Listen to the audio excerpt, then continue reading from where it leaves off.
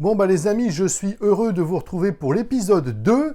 Après avoir découvert et installé, monté la machine, eh bien maintenant, on va installer dessus le système. Et vous savez que je suis un grand fan de Fedora. Donc, eh ben, c'est parti, en avant-marche.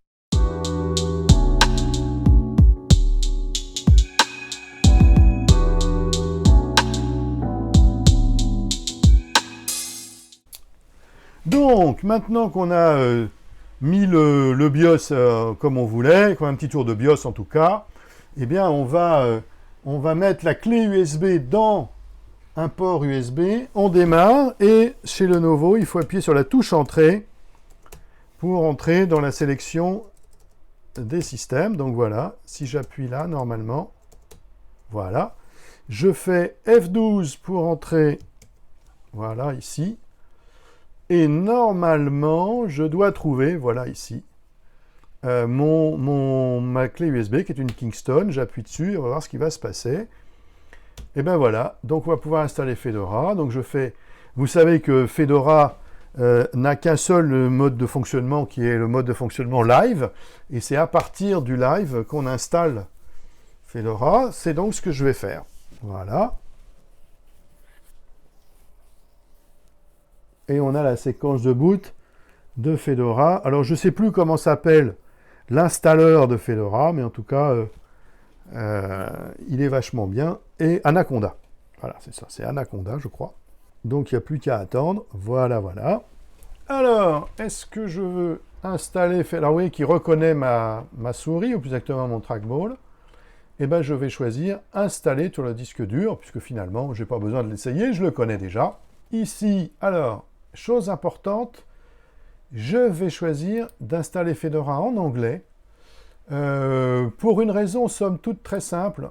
Je considère que la langue de l'informatique, c'est l'anglais et que c'est toujours plus facile finalement d'avoir de l'anglais. Alors, donc on choisit l'anglais américain standard, classique, et on fait continuer. Voilà. Alors, mon clavier, en revanche, n'est pas un clavier anglais. Donc, il faut aller ici sur plus pour ajouter un clavier qui est un clavier AZERTY français. Alors, habituellement, j'utilise celui-là, français alternatif. Voilà, ça, ben, on va le mettre en dessous. Voilà. Ici, je fais français alternatif et on va tester. Alors, c'est génial, il y a de l'AZERTY. Il y a la touche E. Alors, si je fais majuscule et A, eh ben, j'ai le A majuscule. Alors, évidemment, c'est pour ça. Je mets le clavier ici pour que vous le voyez. En fait, pourquoi j'ai pris le français alternatif? Parce que quand on met la touche majuscule, ici, la touche de verrouillage majuscule, sur le E accent, on a le E accent majuscule, et sur le A accent, on a le A accent majuscule. Voilà. Donc, a priori, c'est bon. Donc, on continue. Et on fait. Options, est-ce qu'il y a des options? On va regarder les options. Non, il y a plein d'options. Bon, on les paramétrera plus tard. Ça, c'est fait.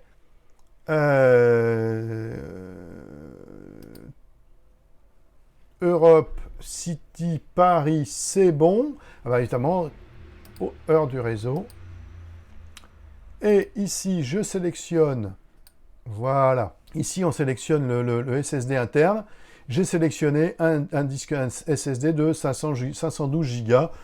Ça m'a semblé très bien. Alors, la configuration automatique, et je ne veux pas spécialement de cryptage, je m'en fiche. Et maintenant que c'est choisi, alors ici j'ai un deuxième SSD Samsung, c'est le SSD externe, vous l'apercevez sans doute là-bas sur ma machine, c'est parce qu'en fait j'aime bien avoir un SSD externe pour des fichiers temporaires, des opérations qui ont besoin.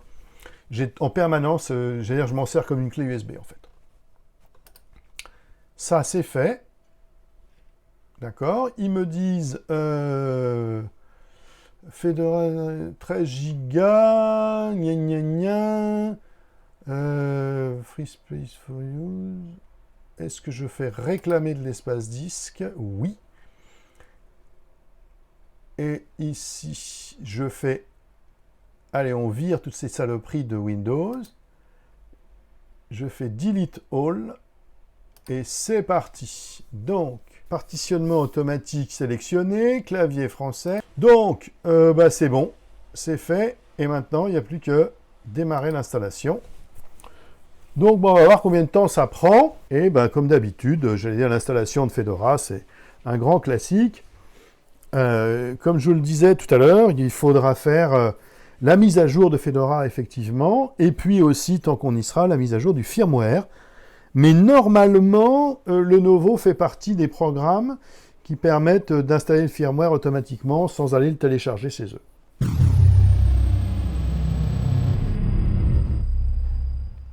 Alors, on a commencé l'installation à midi moins le quart, et on va voir combien de temps elle prend. Normalement, il y en a pour une vingtaine de minutes.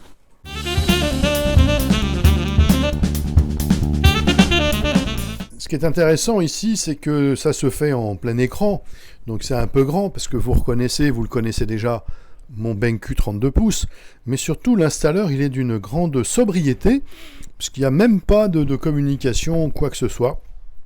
Voilà, c'est juste une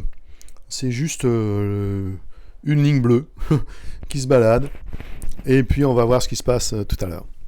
Et ben voilà, l'installation s'est terminée. Alors l'installation entre guillemets sur la machine, hein, ça a pris exactement 5 minutes. Et maintenant, il faut faire terminer l'installation. Et normalement, ça va rebooter gentiment. Et là, il redémarre tout seul. Voilà, comme ça, c'est tranquille. Ben voilà, qu'une fois qu'on a redémarré, la machine, entre guillemets, alors voilà, nous présente un écran de bienvenue. C'est l'écran de bienvenue classique de Fedora. Donc, clic suivant. Est-ce que je veux les systèmes de location? Oui. Alors, je vais choisir de dire où je suis, parce que finalement, je suis à Paris, tout le monde le sait. Et puis, je vais choisir de donner les problèmes techniques. Après tout, ça aide Fedora, ça aide le projet, ça aide tout le monde. Voilà. Alors, est-ce que j'ai des comptes en ligne? Alors, non. Je n'ai pas de compte en ligne. Donc, comme ça, c'est pas la peine de les mettre. Ah, alors ici, on va mettre le nom de la machine et puis mon nom à moi, tant qu'on y est. Allez. Alors, il m'a mis ici. Voilà. Il faut que je mette en français, ça ira mieux. Voilà, voilà. Nom utilisateur, très bien. François Druel, F. Druel, c'est parfait. J'ai pas de login d'entreprise. Je mettrai ma photo plus tard. Alors, un mot de passe, toujours la même chose. En fait, je mets des mots de passe pas sécurisés. Je pourrais mettre un mot. Il faudrait théoriquement mettre un mot de passe d'enfer. Je le fais pas parce qu'on le rentre tout le temps et parce que tant pis. Voilà. Un mot de passe, c'est parti. Et on démarre Fedora. Donc voilà, ça m'a pris même pas 10 minutes d'installer Fedora, c'est quand même assez sympa. Voilà les amis, pour l'installation de cette machine, eh bien, il ne me reste plus maintenant qu'à finir la mise en place de mon système. Bien, écoutez, voilà, la machine est montée, Fedora est installée. Pour tout vous dire, j'ai passé un certain temps à installer dessus les logiciels qui vont bien. C'est pas très compliqué, j'ai profité de ce changement de machine pour faire ce que les Américains appellent un fresh install, une installation non pas fraîche, mais j'allais dire à partir de rien, en tout reformatant, en tout réinstallant de zéro. D'abord parce que ça m'amuse, et puis ensuite parce que ça permet de repartir sur des bonnes bases. Qu'est-ce que je peux vous dire? Que ça fonctionne très bien pour le moment, que j'ai pas de problème de chauffe, ça chauffe pas du tout, et que je vais continuer sous Linux mon aventure. Et sans aucun, non seulement sans aucun regret, mais également avec beaucoup, beaucoup de plaisir. Donc, je vous dis à très bientôt pour de nouvelles aventures.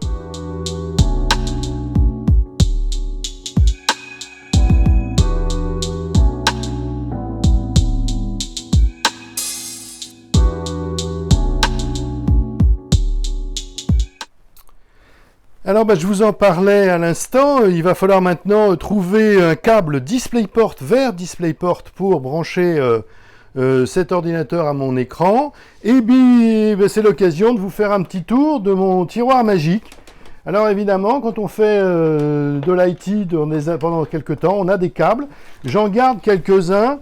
Il y a un peu de tout là-dedans. Alors vous voyez, il y a même une manette. C'est une SN30 Pro qui me servait quand j'avais une Switch, et que je vais peut-être réutiliser un jour. Et normalement, au fond du fond, alors ça, non, ça c'est un Thunderbolt. Et voilà, non, c'est pas ça non plus. Donc il faut que je trouve un câble DisplayPort vers DisplayPort. Alors ben voilà, quand on installe du matériel, c'est toujours l'occasion de faire des manips un peu amusantes ou un peu rares. Donc comme ici, vous voyez, les prises sont là derrière et pas facile d'accès. J'ai donc mis l'écran à plat sur mon bureau. C'est pas l'idéal, normalement, comme c'est un écran LCD, donc il y a une dalle dessous, j'aurais dû la protéger. Mais bon, j'ai vérifié, il n'y a rien dessous et mon bureau est propre. Alors c'est l'occasion de voir qu'il y a toujours un peu de poussière qui se colle partout. Qu'est-ce que vous voulez, on n'y peut rien. C'est pour moi également l'occasion de vous montrer comment on fait pour lever un câble. Parce que en fait, c'est jamais facile. Alors je vous montre. Regardez, en fait, il faut... là, c'est le câble de sortie, c'est-à-dire le câble que je disais sur mon nuque, qui est un DisplayPort d'un côté, mini DisplayPort de l'autre. Peu importe. Les câbles, ça se love toujours de la même façon. Alors il faut faire des boucles. Techniquement, les boucles s'appellent des glennes. Il faut faire des boucles dont la longueur est proportionnelle à la longueur du câble. Donc si j'ai un petit câble, donc je vais faire des boucles assez courtes, mais surtout, on fait une boucle, comme c'est un câble et pas une ficelle, on fait une boucle dans un sens et une boucle dans l'autre, comme ça, de façon à ce que le câble ne se torde pas trop. Une boucle dans un sens et une boucle dans l'autre. Voyez ? Je recommence, comme ça je vous le montre un peu en détail. D'accord ? On prend son câble comme ça, on fait une boucle dans un sens, comme ça, vers soi, là ici. Et alors attention, il y a un petit geste technique. On fait un quart de tour ici et on fait une boucle dans l'autre sens, de façon à ce qu'il y en ait en fait une devant, une derrière, pour que le câble, quand on va le dérouler, ne soit pas complètement entortillé. Voilà, on fait comme ça. Et ici, ben, on termine gentiment, comme ça. Voilà. Une façon de plier les câbles, un petit bonus.